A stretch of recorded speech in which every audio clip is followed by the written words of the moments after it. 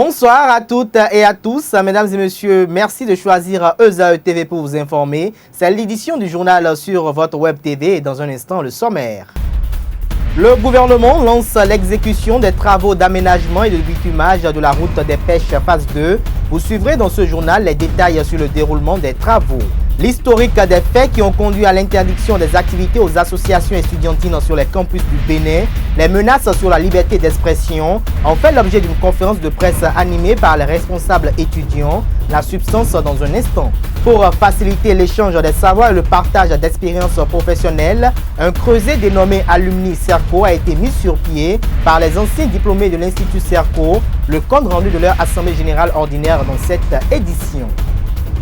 À nouveau, bonsoir. Comme je vous l'annonçais en titre, l'historique des faits qui ont conduit à l'interdiction des activités aux associations estudiantines sur les campus du Bénin et les menaces sur la liberté d'expression ont fait l'objet d'une conférence de presse animée par les responsables étudiants de l'université d'Abomey-Calavi. C'était vendredi dernier à la Bourse du Travail et ce, face à la presse nationale et internationale et en présence des secrétaires généraux des centrales et confédérations syndicales. Compte rendu.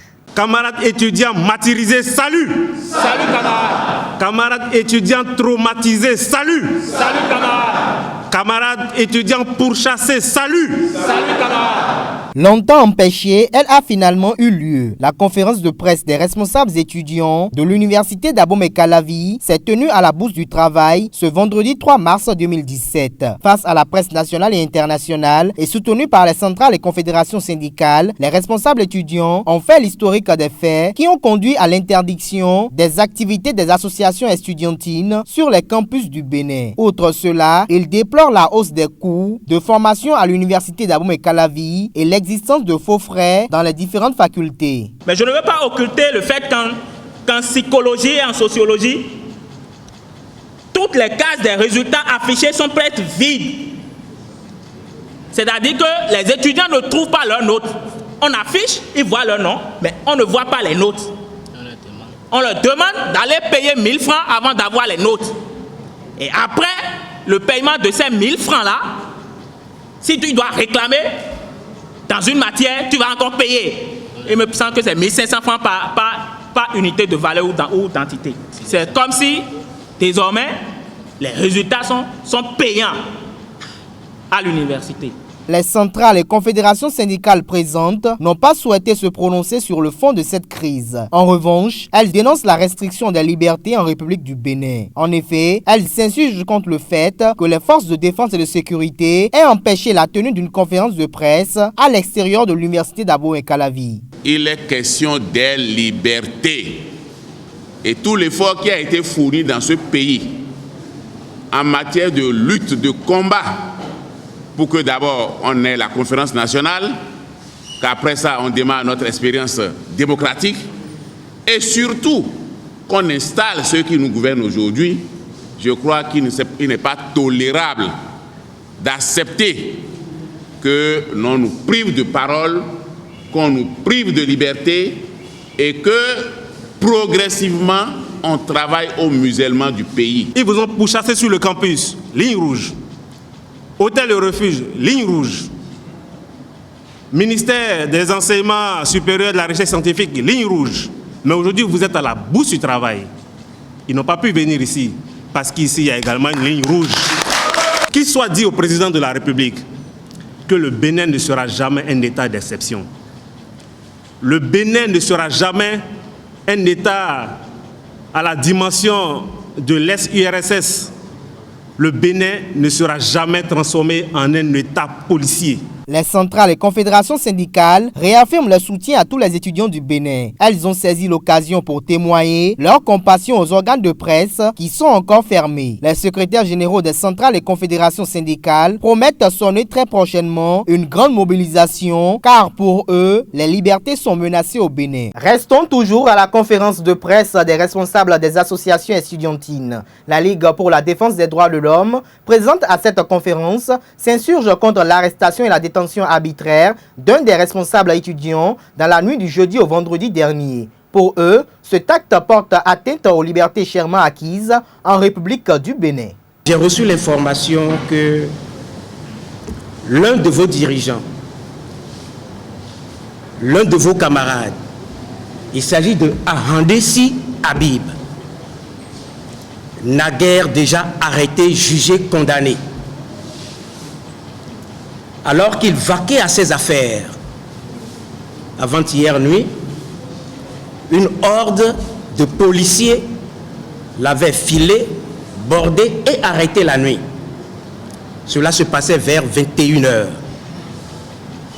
Ils l'ont conduit dans une direction inconnue, la nuit, et l'ont détenu jusqu'à 2h30. Et ils y allaient par tous les moyens. Intimidation. Il n'est pas question que vous organisiez votre conférence. Il n'est pas question que vous fassiez ci et etc., etc. Il a été rendu à la liberté autour de 2h30 avec l'interdiction formelle que cette conférence aujourd'hui se tienne. Alors, il s'agit d'un fait illégal, d'une arrestation et d'une détention illégale. La Ligue pour la défense des droits de l'homme a été informée. Elle proteste, elle profite de cette tribune pour protester et demande à toutes les organisations des droits de l'homme, toutes les organisations syndicales, toutes les organisations démocratiques de dire non. Nous avons dit, et cela a été répété tout à l'heure, plus jamais cela sur la terre de Béhanzin. Plus jamais cela sur la terre des Luc Togbadia, Akpokpok, Glélé, Rémi, etc. Plus jamais cela. Or, aujourd'hui, ce que nous sommes en train de constater, c'est que le Bénin a entrepris sa marche à rebours. L'humanité avance, mais le président Talon et son équipe ont décidé de nous faire marcher à reculons. Regardez vous-même. Il vous a été dit, on a interdit les manifestations des organisations syndicales sur le campus. Et que vous pouviez manifester en dehors de campus, ce qui est une absurdité énorme. Lorsque finalement vous avez décidé de manifester en dehors du campus, de faire ne serait-ce qu'une conférence, c'est-à-dire dire ce que vous pensez, c'est-à-dire votre mot, autrement dit parler, on vous a dit vous ne parlerez pas. Et c'est des engins, c'est des policiers qui ont encerclé les lieux et vous ont interdit tout accès. Cependant qu'ils ont cherché à arrêter des gens parmi vous. Mais peut-on se contredire de façon aussi ridicule? Non, ces gens qui nous dirigent, ils font honte. Le gouvernement de la République du Bénin lance l'exécution des travaux d'aménagement et de bitumage de la route des pêches phase 2. Une décision gouvernementale qui s'est rendue publique à l'issue du dernier conclave gouvernemental hebdomadaire en date du mercredi 1er mars 2017. En effet, lors de son traditionnel point de presse, le ministre d'État secrétaire général de la présidence de la République a attiré l'attention sur le fait que l'aménagement et le bitumage de la route des pêches et de ses bretelles d'accès sont également inscrits au programme d'action du gouvernement pour le quinquennat 2016-2021. Pascal Irénée Koupaki pour plus de détails. L'aménagement et le bitumage de la route des pêches et de ses bretelles d'accès sont également inscrits au programme d'action du gouvernement. Il y a 2 semaines, nous avions validé la phase 1 et je vous en avais parlé. Aujourd'hui, le Conseil a validé la phase 2 qui couvre 53 km 750. La phase 2 concerne, je donne les détails, la phase 2 concerne le tronçon à Dunko, porte de non-retour, sur 23 km en 2 fois 2 voies. Ça veut dire que depuis Erevan jusqu'à la porte de non-retour, ce sera une route de 2 fois 2 voies.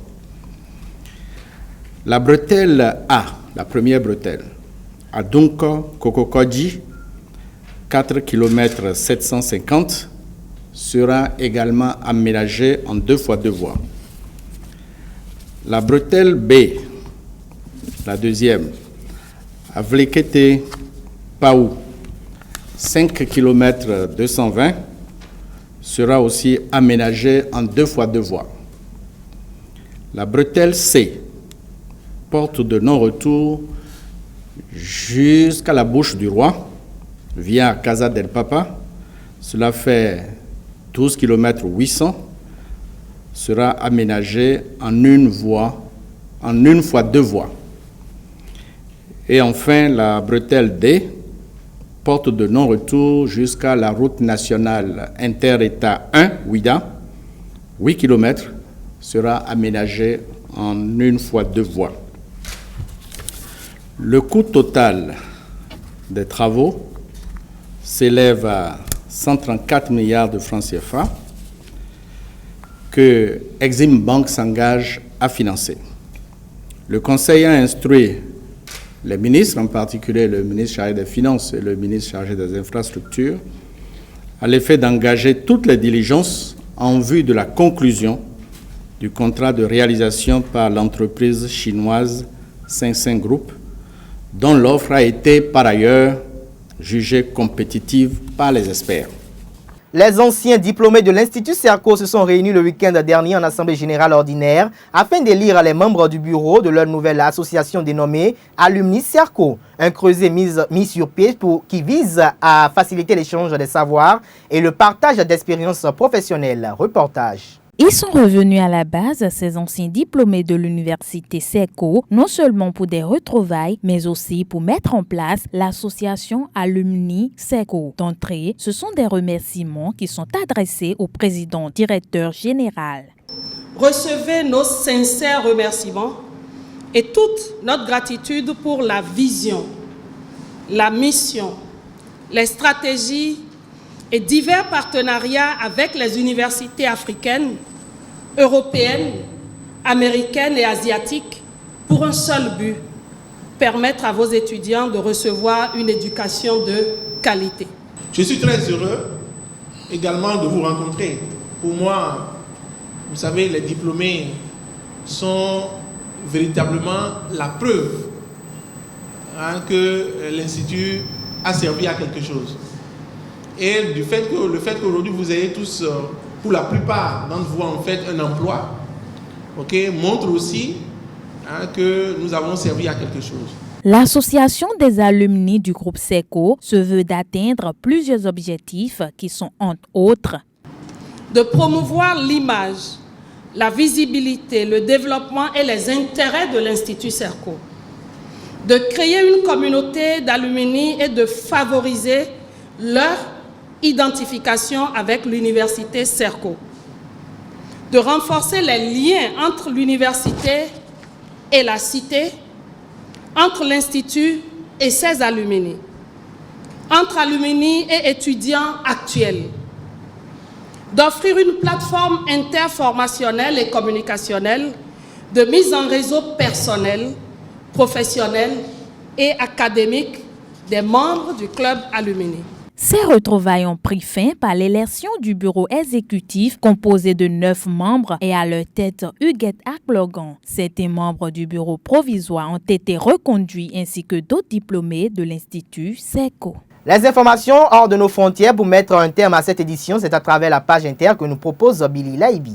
Le Conseil de sécurité des Nations Unies était à Maïdougouri hier dimanche. Toujours dans sa tournée de lutte contre Boko Haram au nord-est du Nigeria, le Conseil a échangé avec des décideurs pour faire le point sur les problèmes liés au groupe terroriste. D'après un humanitaire, les Boko Haram utilisent tout le monde pour tuer. Accusé d'escroquerie par la justice de son pays, le maire de Dakar s'est dit irréprochable. Khalifa Sall pense que le régime de Macky Sall est à l'origine de ses ennuis judiciaires. Le procureur du tribunal de Dakar a révélé à la presse vendredi dernier que le maire et ses collaborateurs sont soupçonnés de détournement d'environ 2,8 millions d'euros. Selon le magistrat, il s'agit d'argent dépensé sans justificatif valable. Mais Khalifa Sall défend sa gestion qu'il qualifie de politique et que l'État a toujours cautionné sans demander de justificatif. Les autorités gabonaises ont décidé de sanctionner leur équipe de cyclisme. Des cyclistes de l'équipe nationale gabonaise ont refusé d'aller à la course à la dernière minute du coup d'envoi de la 12e édition de la course internationale, la Tropicale d'Amissa Bongo. Ce qui a poussé le commissaire de l'Union cycliste internationale à exclure le Gabon de la compétition finie hier dimanche. En Afrique du Sud, le gouvernement veut contrôler plus étroitement la diffusion d'images sur les réseaux sociaux et pour éviter toute manipulation. D'après les autorités, il est question l'apparition de plusieurs images photoshopées, parmi lesquelles certains membres du gouvernement sud-africain se retrouvent dans des positions compromettantes sur les réseaux sociaux. Mesdames et messieurs, c'est comme je vous le disais tout à l'heure, c'est sur cette page Inter que je mets un terme à cette édition. Merci de l'avoir suivi. On se retrouve demain à la même heure sur le même site www.ezaetv.com. Bonsoir.